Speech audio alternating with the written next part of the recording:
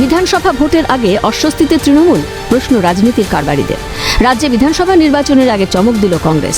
শনিবার পুরনো দল কংগ্রেসে ফিরলেন রাজ্যসভার সাংসদ মৌসম বেনজির নূর। শনিবার দিল্লির 24 নম্বর আকবর রোডে কংগ্রেস দপ্তরে গিয়ে আনুষ্ঠানিকভাবে যোগ দেন তিনি।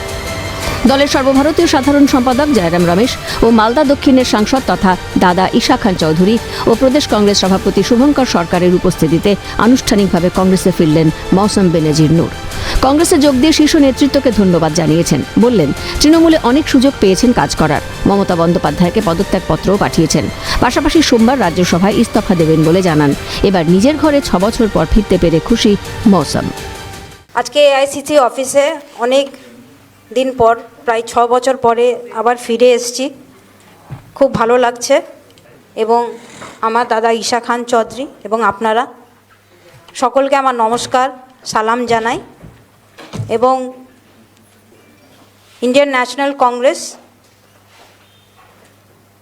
ওনাদেরকে আমি আন্তরিকতাভাবে ধন্যবাদ জানাই যে আমাকে আবার খুব ভালোবেসে ওনারা অ্যাকসেপ্ট করেছেন, যে আমরা একটা কংগ্রেসের পরিবার। আমি কয়েক বছর তৃণমূলে ছিলাম। তৃণমূলও আমাকে কাজ করার সুযোগ দিয়েছে, আমাকে রাজ্যসভার সাংসদ করেছিলেন, ডিস্ট্রিক্ট প্রেসিডেন্ট মালদার করেছিলেন। আমি আজকে তৃণমূল কংগ্রেস থেকে রিজাইন করেছি।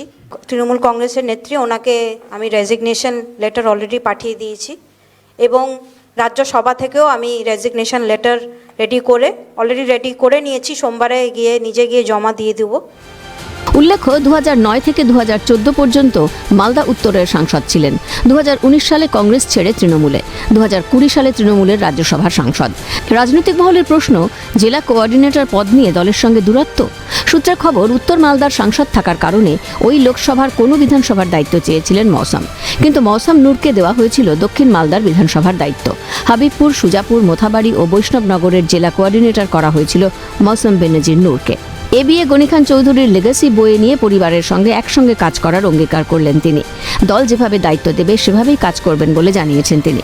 সেকুলারিজম, ডেভেলপমেন্ট, পিস, এটাই কংগ্রেসের মন্ত্র। সেভাবেই কাজ করবেন বলে জানান মৌসম বেনজির নূর। 7 বছরই জোড়া ফুলে মোহভঙ্গ। সাংবাদিকদের প্রশ্নের উত্তরে মৌসম জানান, মোহভঙ্গের ব্যাপার নেই, এটা পরিবারের সিদ্ধান্ত। কয়েক মাস ধরেই আমাদের পরিবারের মধ্যে একটা আলোচনা হচ্ছিল এবং আমারও মনে হচ্ছিল যে আমি যেই কারণে রাজনীতি জয়েন করেছিলাম, বরকত সাহেবকে দেখে কিন্তু রাজনীতি জয়েন করেছিলাম।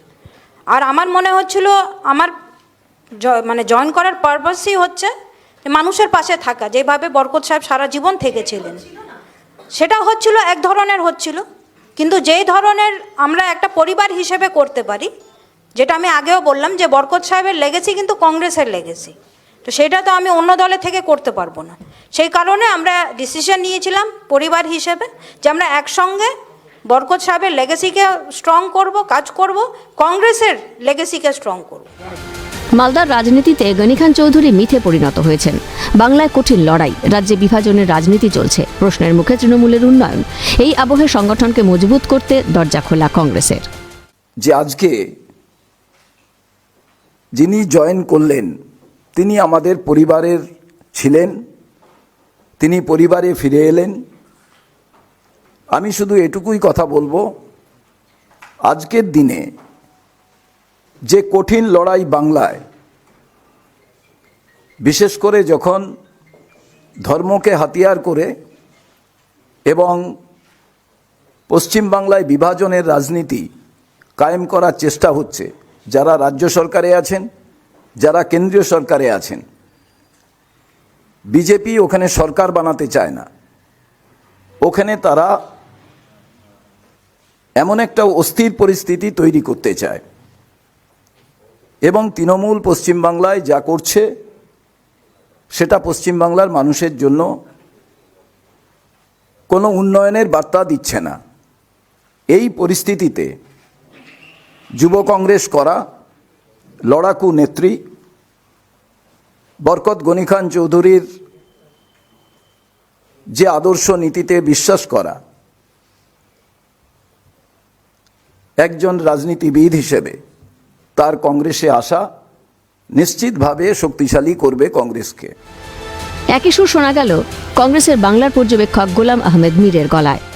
जिनका बुनियाद ही कांग्रेस की रही है, ये ब्लड ही कांग्रेस का रहा है। मौसम नूर जैसे educated, well versed with Bengal politics और ख़ानदानी इनका जो इम्पैक्ट है, इनको इंट्रोडक्शन की बहुत ज़्यादा ज़रूरत नहीं है। तो ऐसे युवा लीडरों को कांग्रेस में आकर कांग्रेस का नेतृत्व संभालने के लिए ये प्लेटफॉर्म हम इनको मुहैया कर रहे हैं। আজ খুশির দিন। মালদার মানুষ চেয়েছেন বলে ঘর বাপসি। ওর রক্তে কংগ্রেস। অন্য দলে যাওয়ার ফলে আমাদের পরিবারের মধ্যেও বিভাজন তৈরি হয়েছিল। আজকে সব বিভাজন ঘুচে গেল, বললেন কংগ্রেস সাংসদ ঈশা খান চৌধুরী। আজকে খুব খুশির দিন যে মৌসম আমাদের সঙ্গে আবার যোগ দিয়েছেন। যে দাবিটা উনার আনার, মৌসুমের আনার সবচেয়ে বড় দাবি হচ্ছে মালদার মানুষের। ওরা চাইছে কি উনি ফেরত চলে আসুন।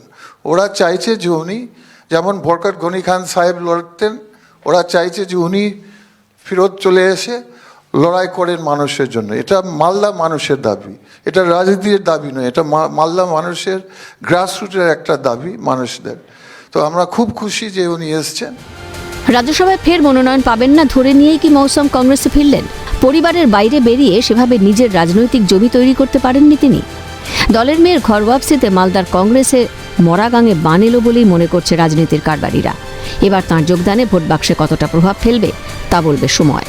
ইন্দ্রাণী দাশগুপ্তের রিপোর্ট, ক্যালকাটা নিউজ।